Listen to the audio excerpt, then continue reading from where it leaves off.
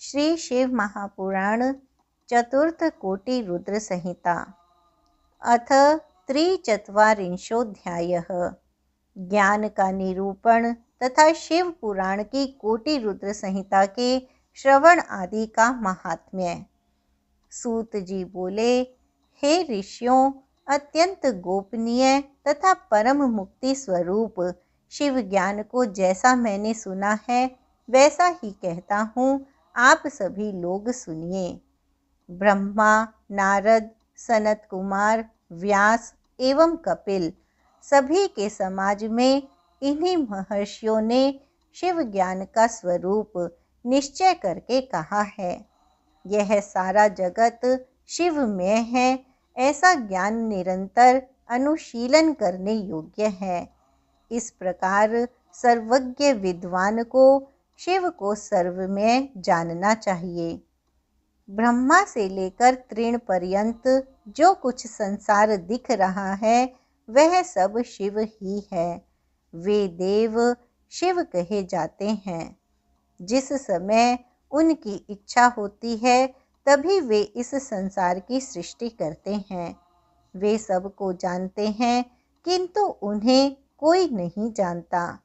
वे इस जगत का निर्माण कर उसमें प्रविष्ट होकर भी जगत से दूर ही रहते हैं। वे ना तो वहाँ हैं और न उसमें प्रविष्ट हैं, क्योंकि वे निर्लिप्त तथा चित्त स्वरूप वाले हैं। जिस प्रकार जल आदि में प्रकाश का प्रतिबिंब दिखाई देता है किंतु यथार्थ रूप से उसका प्रवेश नहीं होता है, उसी प्रकार स्वयं शिव भी जगत में भासमान होते हुए भी स्वरूप रूप में स्थित रहते हैं। वस्तु रूप से स्वयं वे ही सर्वमय हैं और सर्वत्र उन्हीं का शुभ क्रम अर्थात अनुप्रवेश भासित होता है। बुद्धि का भेद भ्रम ही अज्ञान है।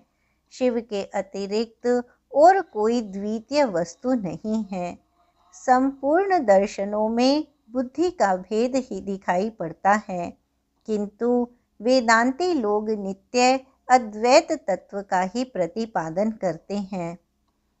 स्वयं आत्मरूप शिव का अंशभूत यह जीवात्मा अविद्या से मोहित होकर परतंत्र सा हो गया है और मैं दूसरा हूँ ऐसा समझता है, किंतु उस अविद्या से मुक्त हो जाने पर वह साक्षात शिव हो जाता है। सभी को व्याप्त करके वे शिव जी सभी जंतुओं में व्यापक रूप से स्थित हैं। जड़ चेतन के ईश्वर वे शिव स्वयं सर्वत्र विद्यमान हैं।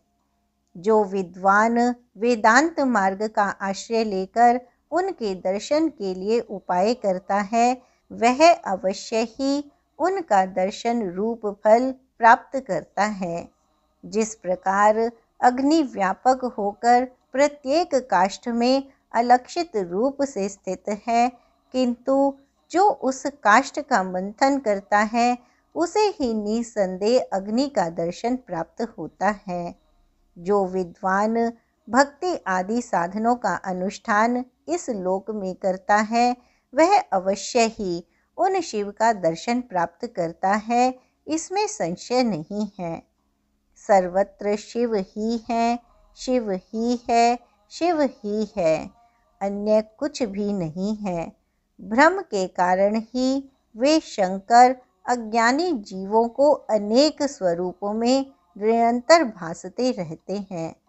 जिस प्रकार समुद्र, मिट्टी एवं सुवर्ण उपाधि भेद से एक होकर भी अनेकत्व को प्राप्त होते हैं, उसी प्रकार शिव भी उपाधियों के भेद से अनेक रूपों में भासते हैं।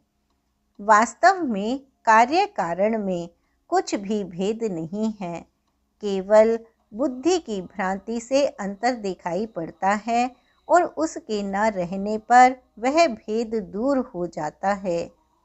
बीज से प्ररोह अनेक प्रकार का दिखाई देता है, किंतु अंत में बीज ही शेष रहता है और प्ररोह नष्ट हो जाता है। ज्ञानी बीज स्वरूप हैं और प्ररोह अंकुर को विकार माना गया है। उस विकार रूपी अंकुर के नष्ट हो जाने पर ज्ञानी रूपी बीज शेष रहता है, इसमें संदेह नहीं करना चाहिए। सब कुछ शिव है तथा शिव ही सब कुछ है। इन दोनों में कुछ भी भेद नहीं है। फिर क्यों अनेकता देखी जाए या एकता देखी जाए। जिस प्रकार लोग एक ही सूर्य नामक ज्योति को जल आदि में अनेक रूप में देखते हैं, उसी प्रकार एक ही शिव अनेक रूप में भासते हैं। जिस प्रकार आकाश सर्वत्र व्यापक होकर भी स्पर्श से बद्ध नहीं होता, उसी प्रकार सर्वव्यापक वह परमात्मा कहीं भी बद्ध नहीं होता है। आत्म तत्व जब तक अहंकार से युक्त है तब तक ही वह जीव है और उससे मुक्त हो जाने पर वह स्वयं शिव है। जीव कर्म भोगी होने के कारण तुच्छ है और उससे निर्लिप्त होने से शिव महान है। जैसे चांदी आदि से मिश्रित होने पर सुवर्ण अल्प मूल्य वाला हो जाता है, वैसे ही जीव अहंकार युक्त होने पर महत्वहीन हो जाता है।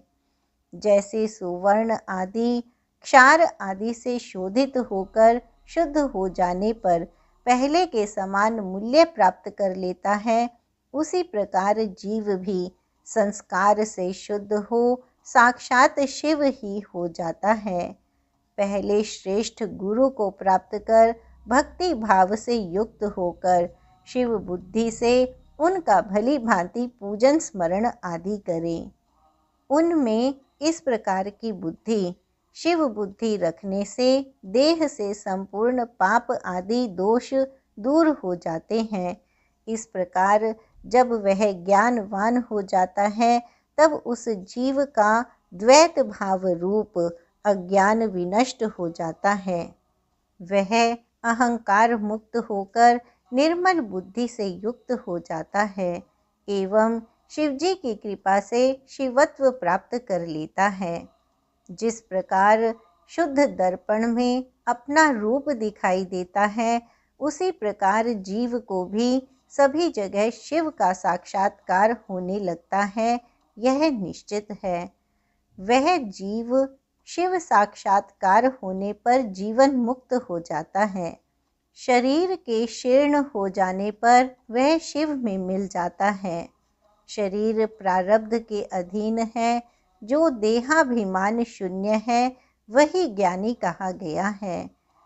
शुभ वस्तु को प्राप्त कर जो हर्षित नहीं होता और अशुभ को प्राप्त कर क्रोध नहीं करता और द्वंद्वों में समान रहता है, वह ज्ञानवान कहा जाता है। आत्मचिंतन से तथा तत्वों के विवेक से ऐसा प्रयत्न करें कि शरीर से अपनी पृथकता का बोध हो जाए। मुक्ति की इच्छा रखने वाला पुरुष शरीर एवं उसके अभिमान को त्याग कर अहंकार शून्य एवं मुक्त हो सदाशिव में विलीन हो जाता है। अध्यात्म चिंतन एवं उन शिवजी की भक्ति ये ज्ञान के मूल कारण है। भक्ति से प्रेम, प्रेम से श्रवण, श्रवण से सत्संग और सत्संग से विद्वान गुरु की प्राप्ति कही गई है। ज्ञान हो जाने पर मनुष्य निश्चित रूप से मुक्त हो जाता है। इस प्रकार जो ज्ञानवान है वह सदा शिवजी का भजन करता है। जो अनन्य भक्ति से युक्त होकर शिव का भजन करता है वह अंत में मुक्त हो जाता है। इसमें किसी भी प्रकार का विचार नहीं करना चाहिए। मुक्ति प्राप्त करने के लिए शिव से बढ़कर अन्य कोई देवता नहीं है। जिनकी शरण प्राप्त कर मनुष्य संसार से मुक्त हो जाता है। हे ब्राह्मणों, इस प्रकार मैंने ऋषियों के समागम से निश्चय किए गए अनेक वचन कहे। आप लोगों को उन्हें यत्न पूर्वक बुद्धि से धारण करना चाहिए। सर्वप्रथम शिव ने ज्योतिर्लिंग के सामने विष्णु को वह ज्ञान दिया था। विष्णु ने ब्रह्मा को तथा ब्रह्मा ने सनक आदि ऋषियों को दिया। उसके बाद सनक आदि ने वह ज्ञान नारद से कहा। नारद ने व्यास जी से कहा। उन कृपालु व्यास जी ने मुझसे कहा और मैंने आप लोगों से कहा। अब आप लोगों को लोक कल्याण के लिए उसे प्रयत्न पूर्वक धारण करना चाहिए, क्योंकि वह शिव की प्राप्ति कराने वाला है। हे मुनीश्वरों, आप लोगों ने मुझसे जो पूछा था वह मैंने आप लोगों से कह दिया। इसे यत्न पूर्वक गुप्त रखना चाहिए। अब आप लोग और क्या सुनना चाहते हैं? व्यास जी बोले, यह सुनकर वे ऋषि परम हर्ष को प्राप्त हुए और सूत जी को नमस्कार कर हर्ष के कारण गदगद वाणी में बारंबार उनकी स्तुति करने लगे। ऋषिगण बोले, हे व्यास शिष्य, आपको नमस्कार है।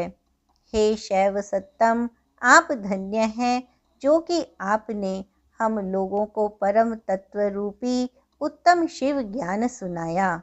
आपकी कृपा से हम लोगों के चित्त की भ्रांति दूर हो गई। हम लोग आपसे मुक्तिदायक शिव विषयक उत्तम ज्ञान प्राप्त कर संतुष्ट हो गए। सूत जी बोले, हे द्विजों, नास्तिक, श्रद्धा रहित, शठ, शिव में भक्ति न रखने वाले तथा सुनने की इच्छा न रखने वाले को इसे नहीं बताना चाहिए। व्यास जी ने इतिहास, पुराण और वेद शास्त्रों को बारंबार विचार कर तथा उनका तत्व निकालकर मुझसे कहा है। इसे एक बार सुनने से पाप नष्ट हो जाता है। अभक्त को भक्ति प्राप्त होती है एवं भक्त की भक्ति में वृद्धि होती है। पुनः सुनने से श्रेष्ठ भक्ति मिलती है और पुनः सुनने से मुक्ति प्राप्त होती है। अतः भोग तथा मोक्ष रूप फल चाहने वालों को इसे बार बार सुनना चाहिए। उत्तम फल को लक्ष्य करके इसकी 5 आवृत्ति करनी चाहिए। ऐसा करने से मनुष्य उसे प्राप्त कर लेता है, इसमें संशय नहीं है।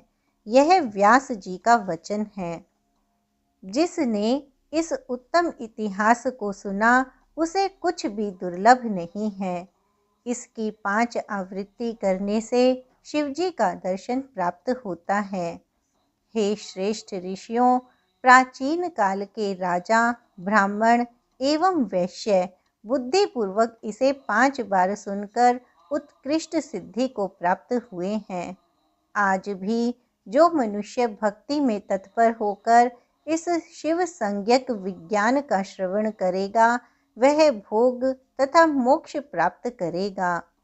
व्यास जी बोले, उनका यह वचन सुनकर वे ऋषि परम आनंदित हुए और आदर के साथ अनेक प्रकार की वस्तुओं से सूत जी की पूजा करने लगे। वे संदेह रहित तथा प्रसन्न होकर स्वस्ति वाचन पूर्वक नमस्कार करके अनेक स्तोत्रों से उनकी स्तुति करते हुए शुभ कामनाओं से उनका अभिनंदन करने लगे। इसके बाद परम बुद्धिमान वे ऋषिगण एवं सूत जी परस्पर संतुष्ट होकर शिव को परम देवता मानकर नमस्कार तथा भजन करने लगे।